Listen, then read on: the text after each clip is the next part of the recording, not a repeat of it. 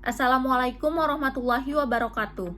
Perkenalkan, nama saya Febri Afifa dari kelas AB5C. Nah, untuk kesempatan kali ini saya akan membahas seputar public relations. Langsung saja ke yang pertama, yaitu apa itu public relations. PR merupakan semua bentuk komunikasi, baik itu verbal maupun non-verbal, yang terencana ke dalam organisasi itu sendiri, yaitu antar divisi, maupun keluar organisasi tersebut dengan publiknya, dalam rangka mencapai tujuan-tujuan spesifik yang berlandaskan dengan saling pengertian yang bertujuan untuk membentuk citra positif perusahaan. Nah, selanjutnya adalah sejarah singkat PR di dunia maupun di Indonesia.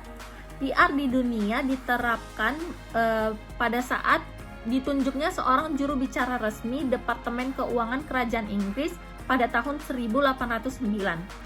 Lalu pada tahun 1854, Dinas Pos Kerajaan Inggris menerbitkan laporan tahunannya untuk pertama kali karena mereka telah menyadari betapa pentingnya peran PR ini.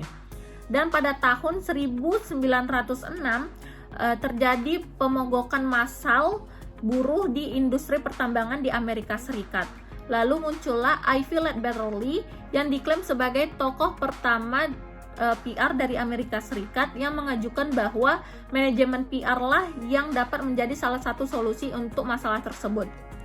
Nah, sedangkan di Indonesia sendiri PR biasa dikenal dengan istilah hubungan masyarakat. PR sendiri telah diterapkan di Indonesia pada tahun 1950-an. Organisasi humas pertama didirikan di Pertamina. Lalu pada tahun 1954, PR mulai diterapkan di jajaran kepolisian.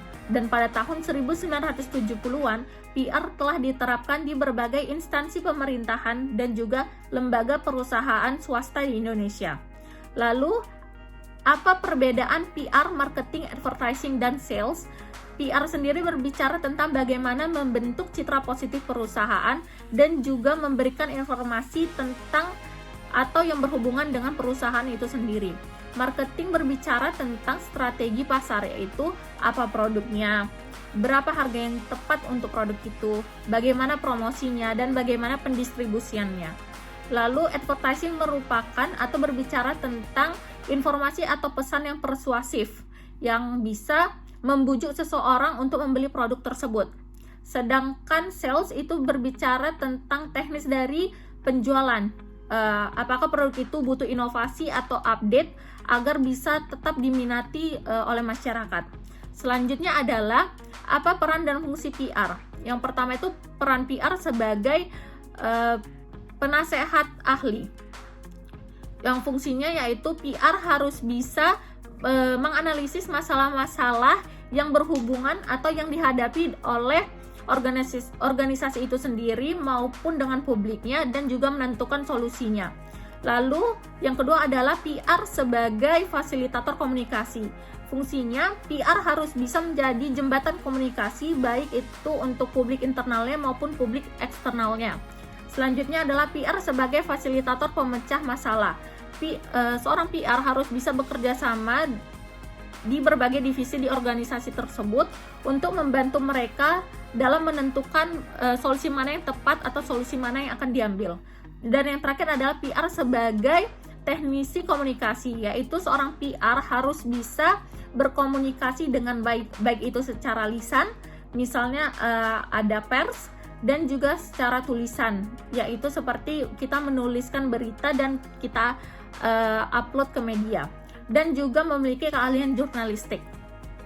Lalu selanjutnya adalah apa yang harus kita miliki untuk dapat menjadi seorang PR, minimal menjadi PR untuk diri kita sendiri. Yang pertama seperti yang dikatakan sebelumnya, yaitu keahlian komunikasi yang baik itu secara lisan, tulisan, dan juga jurnalistik. Selain itu juga menurut saya kita harus punya kepercayaan diri, karena dengan kepercayaan diri kita akan yakin untuk berbicara sebagai seorang PR, dan tentunya akan menambah keyakinan orang lain pun terhadap kita. Saya rasa sekian pembahasan sekitar PR. Mohon maaf jika ada kesalahan dan terima kasih.